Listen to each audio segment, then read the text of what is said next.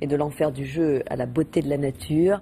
Apprendre à voler à un aigle, c'est l'idée à la fois étrange et poétique qu'ont eu un fauconnier et un parapentiste. Sher Khan, l'aigle, né en captivité, ne savait pas se servir de ses ailes. 3 ans plus tard, il vole parfaitement.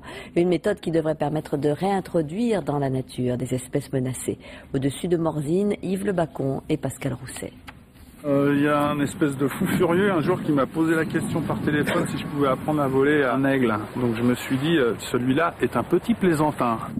Car a priori, un aigle pigargue à tête blanche, l'emblème américain, vole un peu mieux que 2 homo sapiens suspendus sous un parapente. Sauf que Sher Khan, né en captivité, n'a pas appris naturellement à voler. Donc au début il était un peu effrayé, puis je me rappelle on l'a remusclé, donc on a fait des allers-retours sur le poignet pour le remuscler, il s'essoufflait, tout le retaper quoi, le petit pépère. Et puis après les problèmes qu'on avait c'est quand on décollait, je me rappelle les questions c'était il arrive, et il n'arrivait jamais. 1 an de travail pour obtenir ce résultat. La technique de dressage est la même que sur le plancher des vaches. Le fauconnier, assis devant le pilote, appelle le rapace.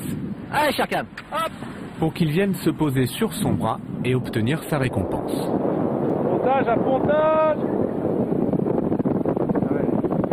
On se parle beaucoup en l'air, je lui dis ce que je veux pas, et puis on joue aussi avec lui parce qu'il nous montre le thermique, donc on essaie de le suivre. Après 3 années d'apprentissage, Sher Khan est maintenant très à l'aise en l'air. Mais voler avec l'homme n'est pas une fin en soi. Non, non. Là, Jacques le travaille à la voix et maintenant le but ça va être de travailler avec d'autres aigles. Sher Khan, lui, ne retrouvera jamais le milieu naturel. Mais la méthode utilisée est transposable à d'autres espèces. Jacques-Olivier Travers a déjà commencé le même travail avec le cousin français de cet aigle américain. Si tout se passe bien, il espère le réintroduire en Corse à partir de 2011.